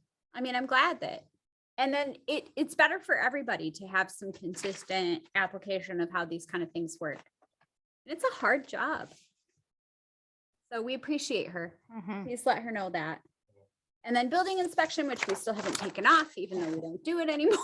If I could point, so there actually is something in your little packet of information you got today from the code enforcement officer. Oh, I yes, encourage you to read it. She did an excellent job with a special needs person. yes, Oh, yeah. yes. That was great. She definitely That's deserves, amazing. Fabulous. Yeah, that's Is this going public? It should. Like to make it public. I think so. It's Yes. awesome. Yeah. Problem with awesome. doing something We- like that is we don't want to draw attention to the person. I know, but True. it's so awesome. If Anyone who if we can't can read it. redact I was gonna say redact the citizen. the address Yeah. and any identifying. Identifying information. I could really- 'Cause And he is a veteran. I've spoke to this man before. Lovely guy. also we You know him, just have, like, Jerry? Okay. Such crappy news all the time. Like The this is problem the- with even redacting, Uh-huh. there's people around that know know who the he is person. and they mention, I know him. Mhm. They mentioned it to somebody that didn't know who it is. Mm, Now all of a sudden you're continuing it on anyway. And I Mhm. admit there should be something as a recognition Uh-huh. for what she did. Mhm. I'm just not sure posting it in the local paper is the way to go. Yeah. We'll figure something out. Whether it's a commendation of some sort. Well, I'm not sure if, just talking about her and everything, but all the people that actually did the work and stuff too. All right, and it's, Yeah. they helped a person of the community, Right. period. Okay. So it's good to know that there's people around willing to do And, that. and I would just say in the sense of like letting other people know who have disabilities or need accommodations, that these are things that can happen for you. You'll accept the help. That's Yeah. all. Sure. Yeah. But a lot of times people don't even know it's an option. For what it's worth, local government, and we had multiple issues today even. Mhm. We're the first line defense sometimes on Mhm. health issues, No question. senior citizen issues. Mhm. Yeah. And Yeah. we all do try to help. Right. Municipal governments and school systems. So this is just Where one it's at. instance where we were able to successfully help somebody. Agree. I agree. All right. So please, yeah, let's find some ways to put that out publicly in a way that celebrates what we're doing, what she's doing, but respects the anonymity of the person. We'll see what we can do. Yeah. All right, then I think with that, it's council comments. Ms. Powell. Well, I'm hoping we can make some progress on the multis and look forward to getting that accomplished among many other things. And I'm looking forward to a fun time in Cedar Springs with all of our great activities and just having a happy summer. I hope you all get out to enjoy all the activities and the shows and music and all that stuff. Thank you for everybody, for everything you do. Appreciate it. Ms. Atchison? Yeah, I would like to say ditto to what Rose says. And also, it was interesting being back on the planning commission. It's one of my first loves for helping for, Community service. community service and being, it's interesting to see almost a whole different panel. Mhm. So it was fun and, willing to do it as long as I need to, but hopefully somebody will step up. because Well, I'm I just getting wanted bogged to down a say, little. I just wanted to say, I really appreciate you being willing to do that. And the planning commission chair specifically requested you if we were going to pull from the council as a person, because he's struggling to have enough people. And I said, we can put a person from council on. And he said, well, if that's the case, I would like Lisa. Mhm. So you should know that that is absolutely, your skills are highly valued. Yes, We ma'am. Appreciate your time and effort on that. Mr. Gross. First, I'll apologize to those who may have been watching because I got a little ahead of myself and shut down my computer a little early. So not that you can't live without seeing my face. Okay, but just a reminder to all of us, when we're considering anything, consider everything that comes down along the line with it. As excited as we might be able to get about getting some more development or resolving an issue or something like that, anytime we're dealing with something with money, there's a potential for a cost somewhere else. We just have to think that all out before we make a decision. I have no problem with the development out there. I don't whatsoever. I don't have any problem with the family residences within the city. We just need to make sure everything is done correctly. And I also want to bring this not only to make some headway, put it to rest.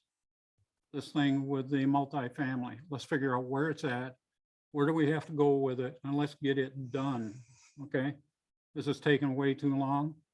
And the fact that it's got to the part where there might be litigation just amazes me, okay? I know we've talked about it. We've thought we had it squared.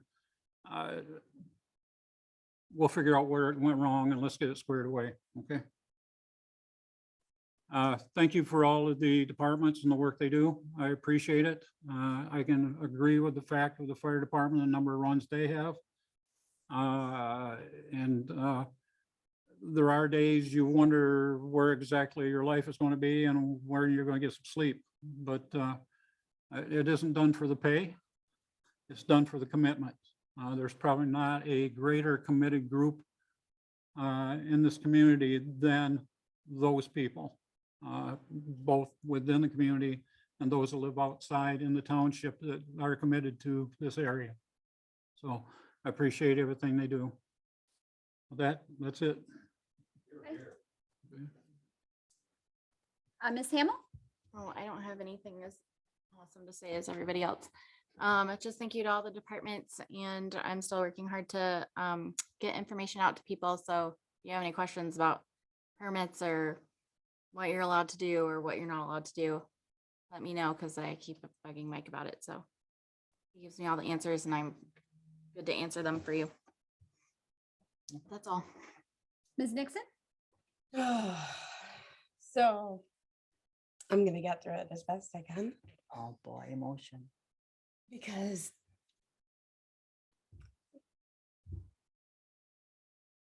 We got your back. I know.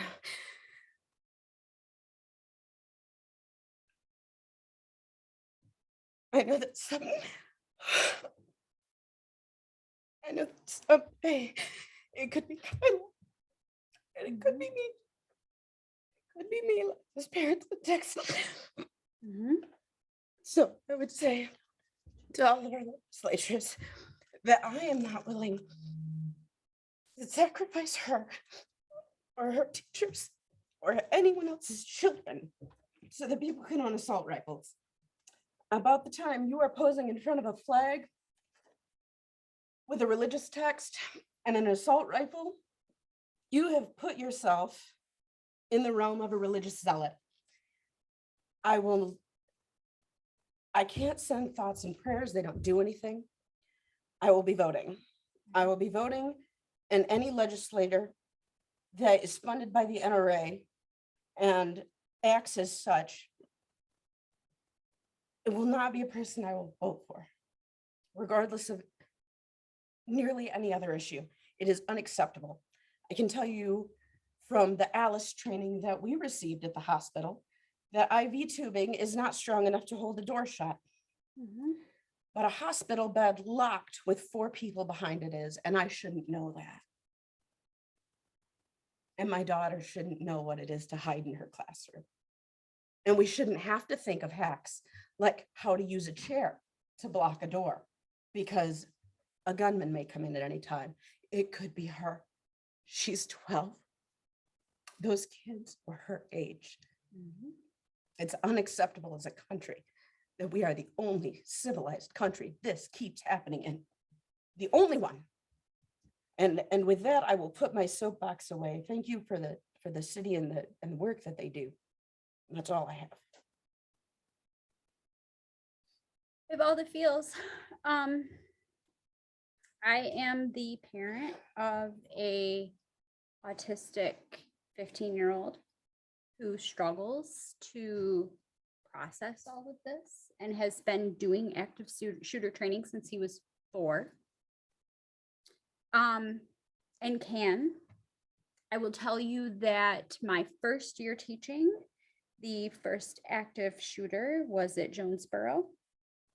The second was at Paducah. The third was at Columbine. There has never been a year without an active shooter since I have been teaching. We have progressively moved the bar on how we do this with additional training and bulletproof glass and double entry. And Oxford is a high school in Michigan that looks like lots of high schools here in Kent County. And everything went exactly right. They got the call for the lockdown. They locked down. 30+5 police officers entered the building in under 5 minutes. They neutralized the shooter and only 4 people died. Only. 2 of them were seniors who graduated in memoriam 2 weeks ago. I've been in that building. My kids have been there for a debate tournament. And 2 people are permanently injured. And that was the perfect scenario. Everything went exactly as training.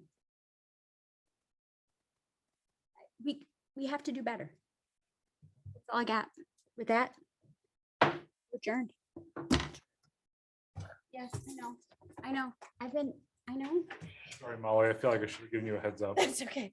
No, I've been telling John not to talk about it. It's just. I have kids in wheelchairs. You got to figure out. So I literally, at the beginning of every semester, for every hour, we do this is how we lock down.